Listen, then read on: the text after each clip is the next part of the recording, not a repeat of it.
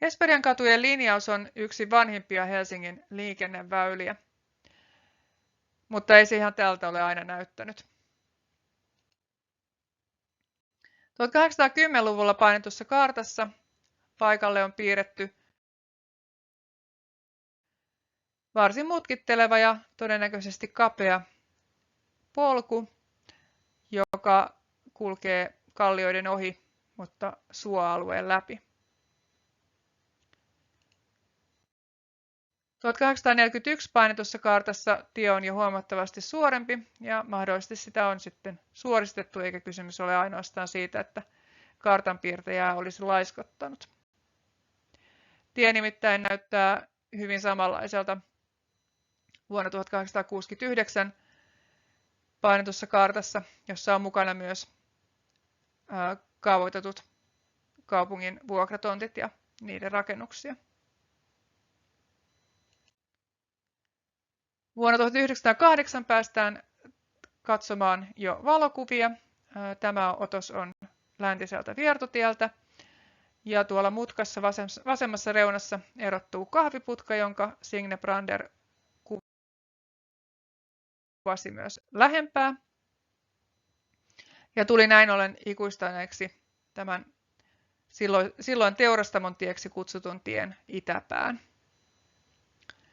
Se kokikin muutoksen aivan lähivuosina, eli kun Signe Brander palasi alueelle 1912 ja otti valokuvan toisesta suunnasta, niin tuo kahviputka kuvan vasemmassa reunassa on jäänyt vanhan tielinjauksen ja uuden suoristetun tielinjauksen puristuksiin. Tässä kuvassa näkyy oikeassa reunassa vaalea huvilarakennus, joka sijaitseekin itse asiassa juuri tuon tien varressa, mikä näkyy tästä toisesta suunnasta otetusta kuvasta. Tien kuntoa edustaa myös tämä kuva vuodelta 1913 hieman lännempää. Samaan aikaan itäpäässä tietä nousi tämä vuonna 1914 valmistunut kivirakennus, joka seisoi tulevan pohjoisen Hesperiankadun varrella. Tuo kivirakennus on ikuistettu myös tähän 1922 otettuun ilmavalokuvaan, sen oikeaan reunaan. Ja tästä kuvasta näkyy myös tämä vanha tielinjaus, eli tuolloin jo eteläinen Hesperiankatu sekä pohjoisen Hesperiankadun ensimmäinen kortteli Töölönkadulle asti, kun enempää ei oltu vielä saatu aikaiseksi. 1920-luvulla kuvista päätellen on eteläistä Hesperiankatua suoristettu, eli nyt tie ei enää mene näiden vaaleiden huviloiden edestä, vaan etelämpää ja alempaa. Ja sama muutos näkyy, kun katsoo näitä tien eteläpuolella olevia rakennuksia. Tässä on tien kuntoa sitten hieman lännempää. Pohjoisen Hesperiankadun rakentaminen alkoi totisesti vuoden 1930 paikkeilla, jolloin nämä edellä esitellyt kaksi vaaleata huvilaa ovat jo jääneet kahden kadun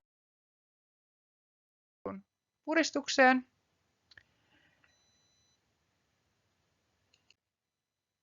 Joka näkyy sitten tarkemmin tässä kuvassa, jossa taustalla nousee Ammattien edistämissäätiön rakennus.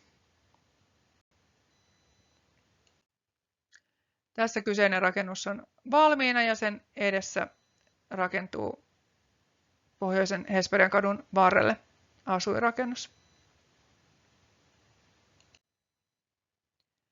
Ja tässä vielä Ammattien edistämissäätiön säätiön rakennus toisesta kulmasta, josta näkyy sitten yksi vanha puu, joka on jäänyt tuohon tien varteen.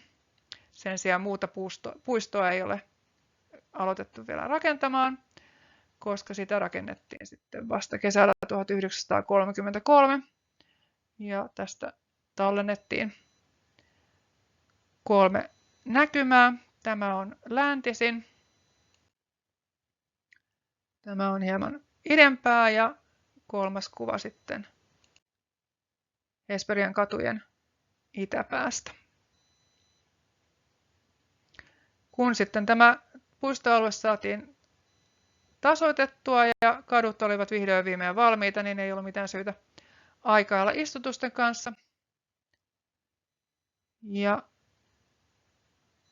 nurtsiakin saatiin aikaiseksi niin, että oli mukava istua sitten puiston penkillä. Puut olivat tietenkin pitkään vielä pieniä. Tässä 1935 kuvattu Töölönkadun risteys. Ja tässä koko itäpää. Mutta jo 1937 samassa itäpäässä on jo varsin vehreät puut. Kun taas pidemmällä pienempiä.